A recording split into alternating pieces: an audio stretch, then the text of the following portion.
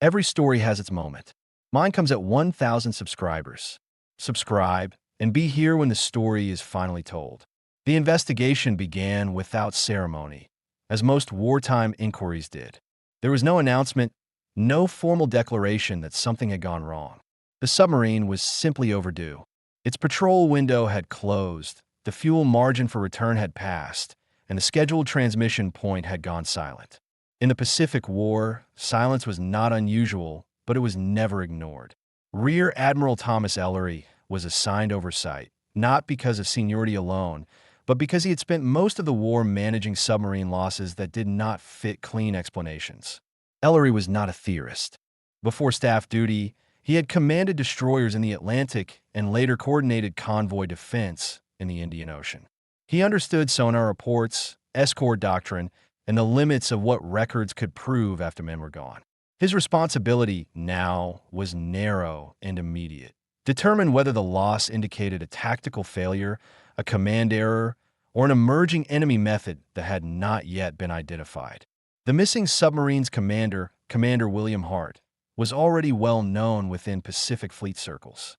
At 41, Hart had completed more patrols than most of his peers and had been reassigned repeatedly because his results were measurable and consistent. He was not regarded as aggressive in the dramatic sense. His reputation rested on controlled attacks, careful firing solutions, and a strict internal discipline that limited unnecessary movement and speech while submerged. Crew evaluations described him as distant but reliable, someone who spoke little during combat, and expected his officers to act without prompting. His previous patrol had produced results that exceeded expectations, and that success had influenced the level of discretion granted to him on the final mission. At the start of that patrol, Hart's written orders were intentionally broad. The submarine was directed into an area already identified as a high-density shipping corridor, one increasingly vital to enemy fuel distribution. Escort strength was known to be heavy, but intelligence assessments suggested uneven coordination between air and surface units. The expectation was disruption, not survival at all costs. That distinction mattered, and Ellery would later note it in the margin of the file, not as criticism, but as context. The investigative team assembled quietly. Naval intelligence officers, a submarine engineering specialist, and a signals analyst were assigned to Ellery. None of them had served aboard the missing boat, but all had operational experience in the Pacific. Their initial task was not to speculate, but to inventory what was known. Patrol departure logs were complete. Radio transmissions were routine until the final days. No distress signal had been received, but that absence alone carried little meaning. Submarines under pursuit often remained silent by necessity.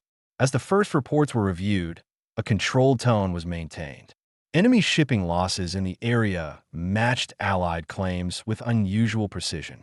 Dates, estimated positions, and tonnage aligned closely with Hart's last confirmed transmissions. This confirmed that the submarine had been operating effectively and aggressively up to the end. There was no indication of withdrawal or mission abort. That fact introduced the first quiet pressure point. Whatever had happened occurred during continued offensive action, not retreat. Ellery was careful to prevent early conclusions. He had seen too many cases where success itself distorted judgment, leading investigators to assume recklessness where none existed. At the same time, he was aware that repeated success often narrowed margins without being acknowledged by those authorizing continued risk.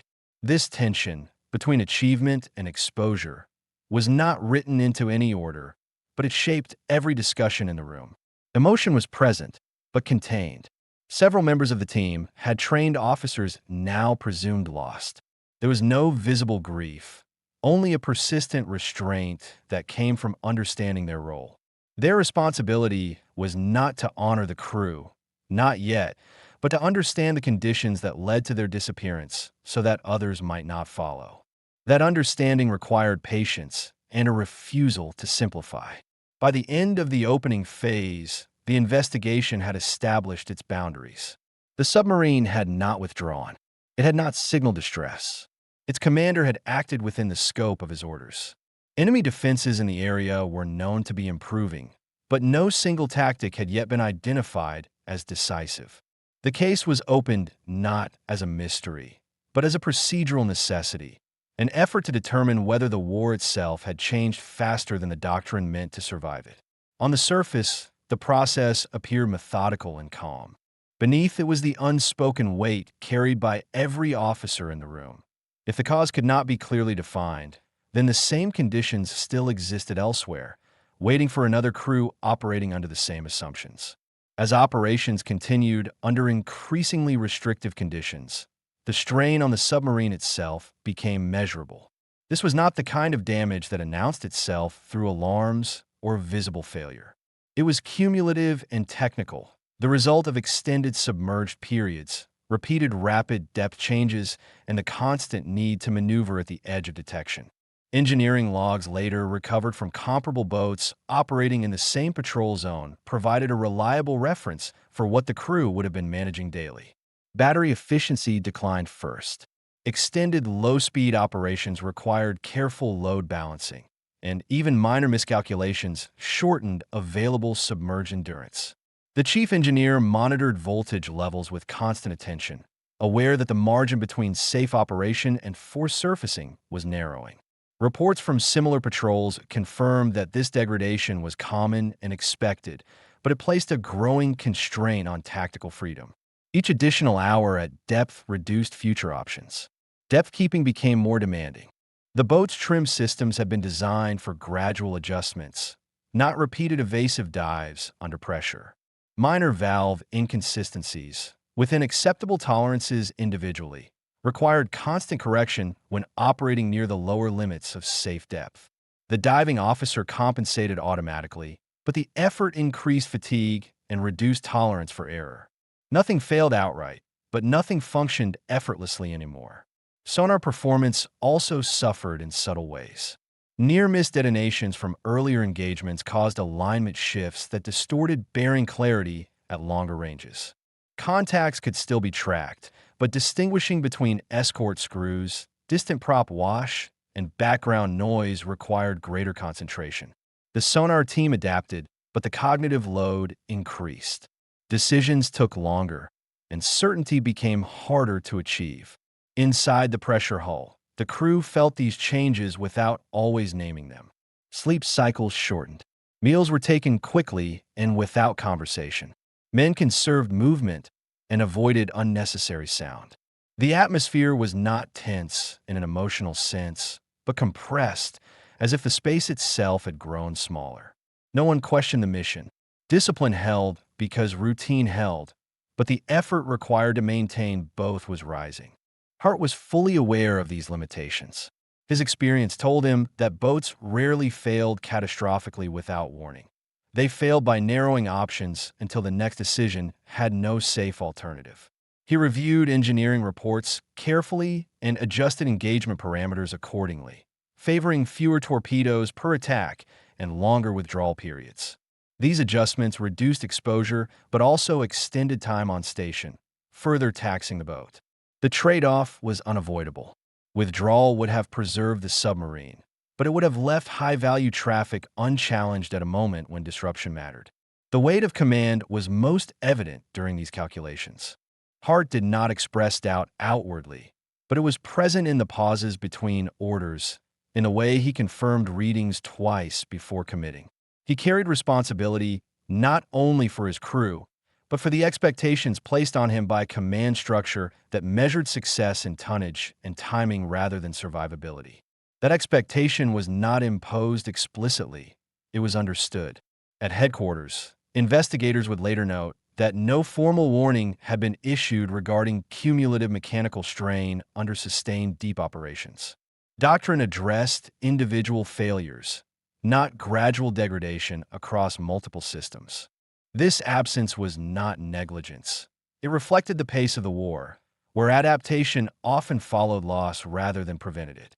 The submarine had entered an operational space where existing guidance no longer fully applied. By this stage, the investigation could establish several critical points.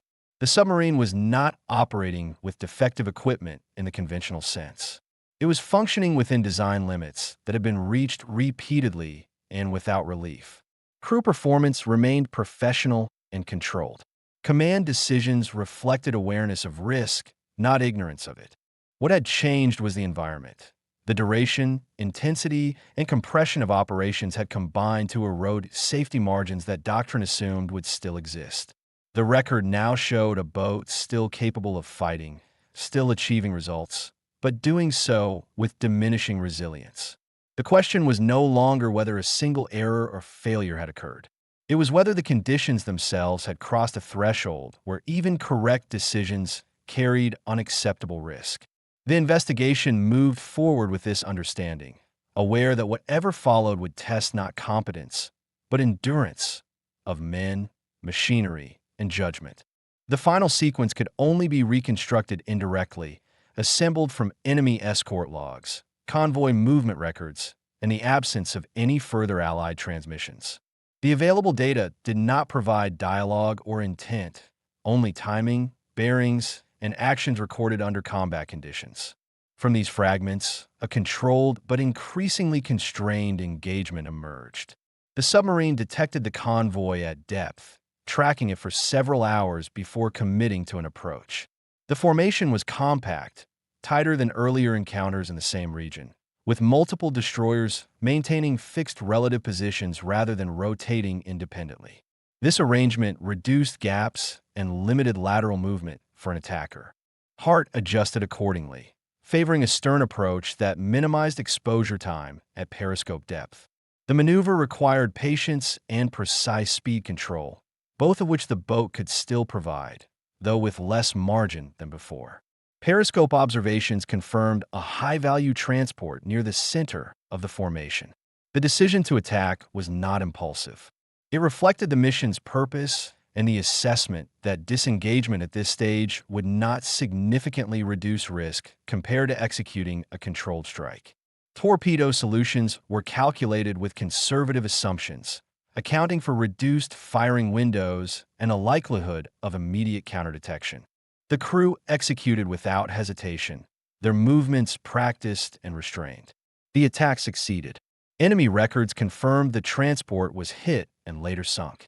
What followed differed from previous engagements in both speed and coordination.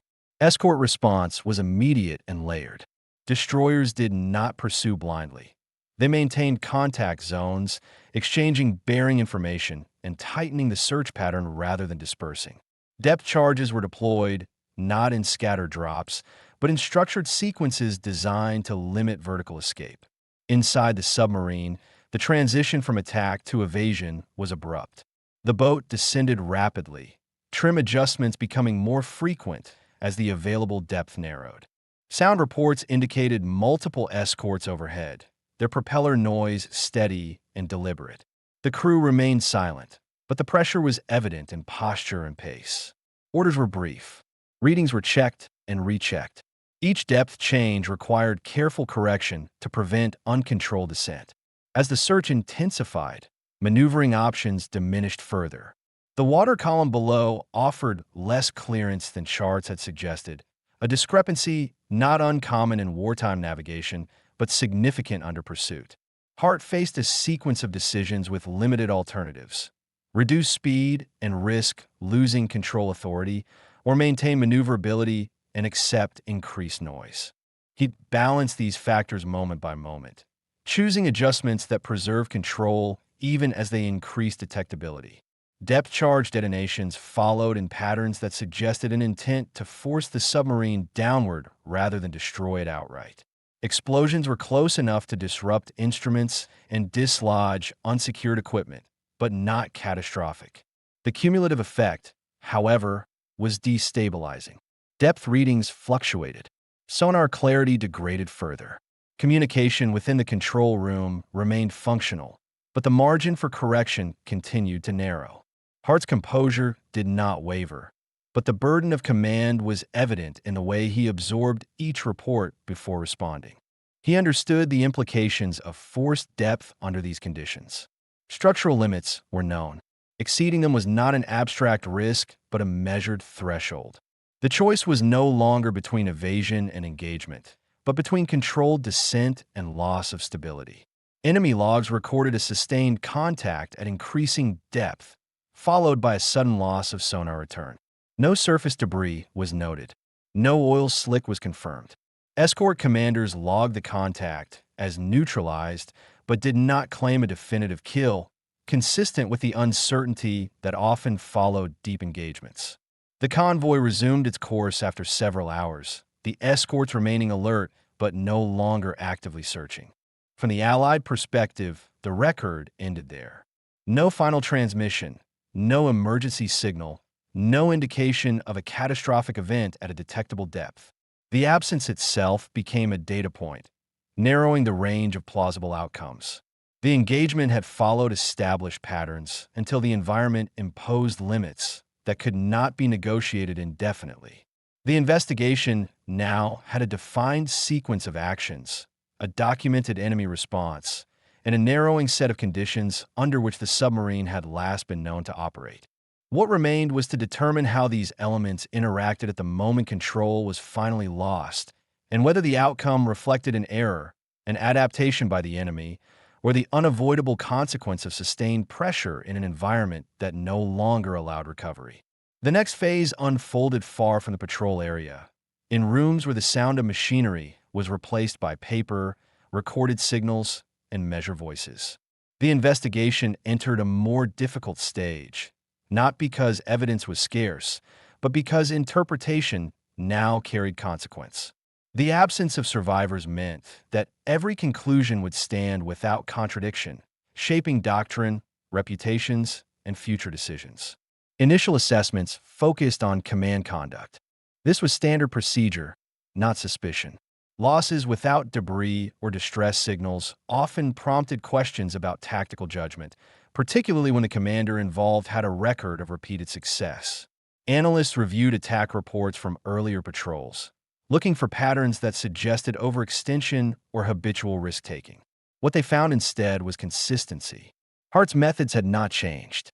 His firing ranges, evasion protocols, and withdrawal timings remained within established norms. The environment had tightened, but his behavior within it had not become reckless. Attention then shifted to navigation and charting.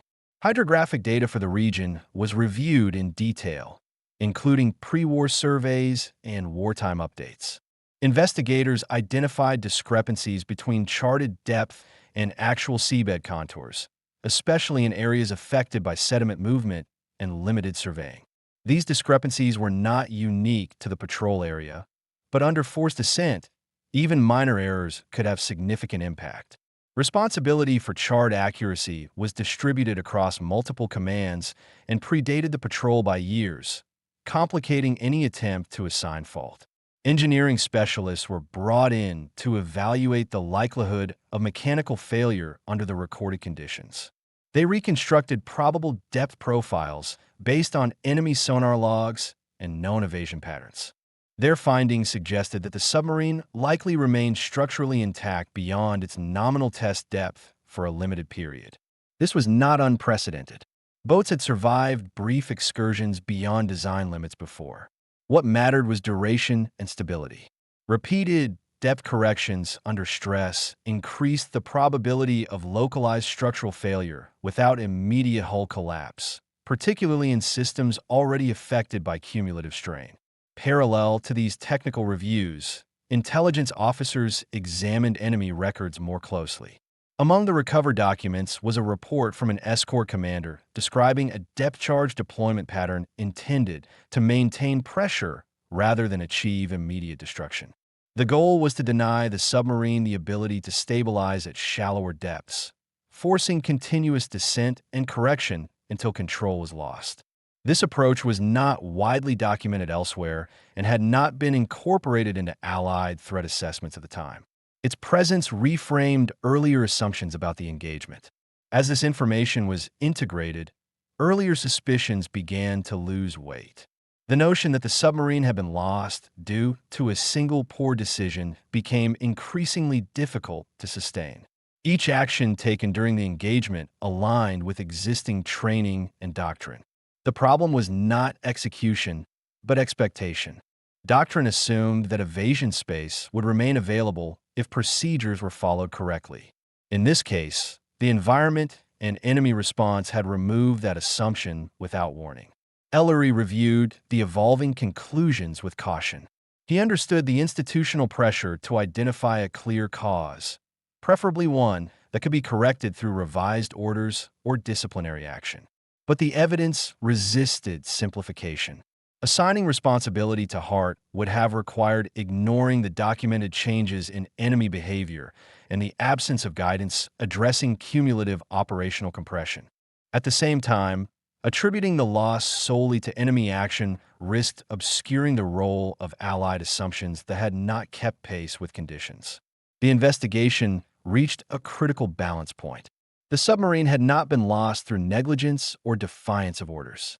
It had not been sacrificed thoughtlessly, yet it had been sent into an operational space where success itself had altered the rules and where existing safeguards no longer applied reliably. The responsibility, such as it was, lay not with an individual, but with a system that measured effectiveness faster than it adapted to its consequences. By the end of this stage, the inquiry had narrowed its focus. The remaining task was not to assign blame, but to formalize an understanding that could be acted upon. The loss had to be explained in terms that were accurate, restrained, and usable, without diminishing the crew's conduct or overstating the inevitability of the outcome. What remained was to determine how that explanation would be recorded and what changes it would justify in a war that was still very much underway. The final phase of the inquiry moved from analysis to determination. By this point, the investigation had narrowed the sequence of events to a defined operational window and a constrained set of conditions. What remained was to state, in clear and defensible terms, what had occurred and why no corrective action against individuals was warranted. The language used mattered. It would become part of the permanent record and shape how future losses were interpreted. The conclusion rested on convergence rather than certainty. Technical assessments indicated that the submarine had been forced below its practical operating envelope during sustained evasive action. This descent was not sudden and not uncontrolled at first. It was driven by repeated pressure from depth charge patterns designed to deny stabilization at intermediate depths. Under these conditions, cumulative mechanical degradation, already documented across comparable boats, reduced the ability to hold trim precisely. The likely result was progressive loss of depth control, followed by structural failure at a depth where recovery was no longer possible. The absence of debris and the lack of a surface oil slick were consistent with a collapse occurring well below the threshold at which evidence would rise. This determination addressed a central concern within the command review, whether a last-minute error or deviation had sealed the boat's fate. The record showed no such deviation. Orders were followed. Procedures were applied correctly. Decisions were made with the information available at the time. The environment, not the conduct, had exceeded the assumptions built into existing doctrine. That distinction was preserved deliberately, not to shield individuals, but to reflect operational reality. Ellery reviewed the final draft personally. He removed speculative language and rejected any phrasing that implied inevitability. Losses were never inevitable. They were the result of conditions intersecting in specific ways. At the same time, he insisted on clarity. The investigation did not leave room for alternate explanations that could not be supported by evidence. Mechanical failure alone was insufficient. Enemy action alone was incomplete. The outcome required both, acting over time within a space that no longer allowed recovery. The formal findings were circulated with limited distribution. They included specific recommendations, revised depth evasion guidance, acknowledgement of depth forcing tactics, and explicit limits on extended submerged operations without relief. These changes were incorporated quietly, without ceremony, and without reference to the lost submarine by name. In wartime, lessons were often absorbed without attribution. For the crew, recognition came in a different form. Their patrol record was confirmed, their sinkings validated, and their conduct formally described as disciplined and effective. Families were notified with language that avoided conjecture and emphasized service rather than circumstance. There was no public citation, No dramatic account of the final moments. The closure offered was restrained, consistent with the way the crew had operated. The investigation ended as it had begun, without spectacle. Files were closed, annotations completed, and responsibility recorded where it belonged. In the interaction between evolving enemy methods and assumptions that had not yet adjusted. No error was assigned to the commander or his men. No corrective action could have altered the outcome once the final sequence began. The record remained. It showed success measured accurately, loss described without embellishment, and accountability applied without distortion. In that balance, the inquiry achieved its purpose. The silence that followed was not unexplained. It was understood, documented, and absorbed into the continuing conduct of the war.